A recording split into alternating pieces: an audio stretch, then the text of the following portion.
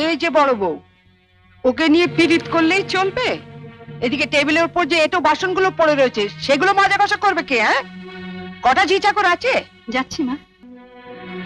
চলো না দিদি, আমি তোমার সঙ্গে হাতে হাতে কাজ করি।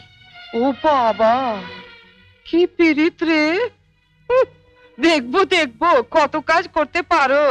দেখি তোমার বাবা মা কি গয়না পরিয়ে শ্বশুর বাড়ি পাঠিয়েছে। হ্যাঁ? গলার ওই দুটো সোনার না ইমিটেশন? আমার মা বাবা নেই, ছেলেবেলাতেই মারা গেছেন। আমি মামার কাছেই মানুষ। ও, মা বাবাকে খেয়ে বসে আছো? ধন্যি মেয়ে। এখানে এসে আবার তো নতুন করে মা পেলাম। ও বাবা, কি কাব্য মারা কথা রে বাবা! শিখে নাও মেজো বউ, শিখে নাও। আমার বাবা ওসব ন্যাকামি আসে না।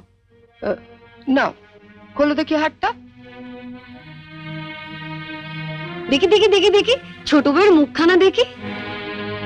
তোকে আবার কি খবর দিল? বা, রন্টুর বউ ভাতে যাবো বলে তৈরি হচ্ছে, হঠাৎ তনু গিয়ে বলল, তা মা, তোমার ছোট বউয়ের মুখখানা তো বেশ। এই দেখ তো, ওর গলার হারটা সোনার না ইমিটেশন? আমার তো মনে হয় ইমিটেশন।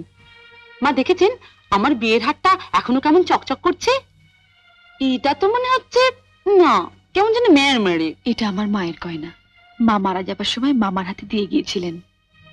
এই সুটকেসে আরো আছে। দেখি দেখি দেখি, সরো সরো সরো না, বাপের বাড়ি থেকে কি আনলে দেখি।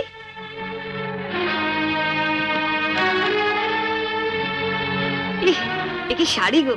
ই মেয়ে, এ নিশ্চয়ই কোনো ভিখারি বাড়ির মেয়েকে বিয়ে করেছে তনু। আমাদের বাড়ি ঝিরাও এর কাপড় পরে না। ছি, ছি। দেখ দেখ, ইরে বাবা, লাল লাল হয়ে যাচ্ছে দেখি।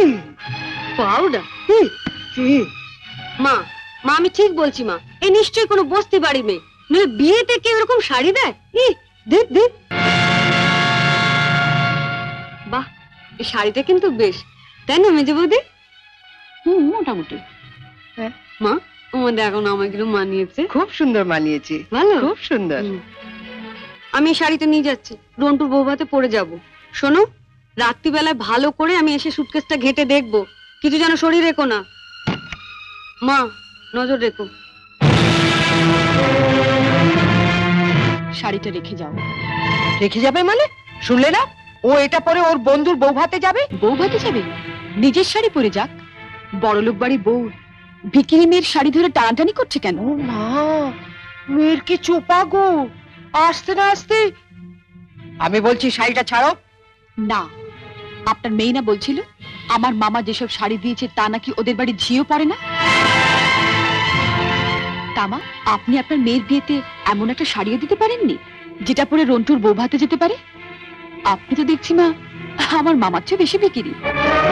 কি কি বললে তুমি আমার মাকে? বুকে খুব বাজলো না? ঠিক আমার বুকেও এমনি করে বেজেছিল যখন তুমি আমার পিতৃতুল্য মামাকে বিক্রি বলেছিলে। চুপ কর ছোট।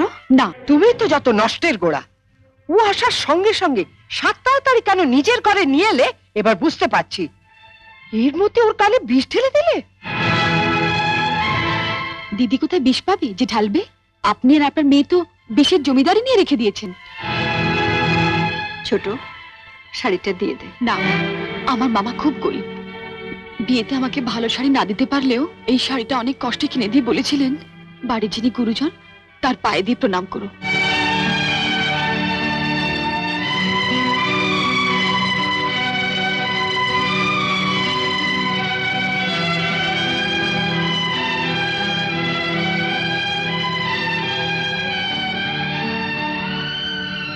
এ কি করলি হতভাগী? মা থাকতে আমাকে।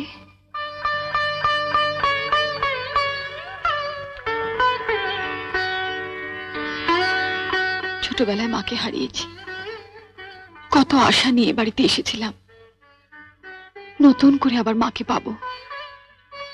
কিন্তু বড়দি, ওনার যা মূর্তি দেখলাম এ তো মায়ের মূর্তি নয়। শাড়ি দিয়ে প্রণাম করলে আমার মরা মায়ের হাতটা কষ্ট পাবে। শুনলে মেজে বৌদি, শুনলে? যত বড় মুখ না তত বড় কথা। ঠিক আছে, রন্টুর বৌভাত থেকে আসে, তারপর তোমার হচ্ছে।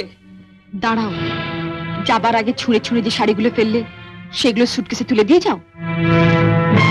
তুমি বড়লোক বাড়ির বউ, তোমার বাড়িতে 10-20টা ঝি থাকতে পারে, কিন্তু এই বাড়িতে তো ঝি নেই, তাই কাজটা তোমাকেই করে যেতে হবে।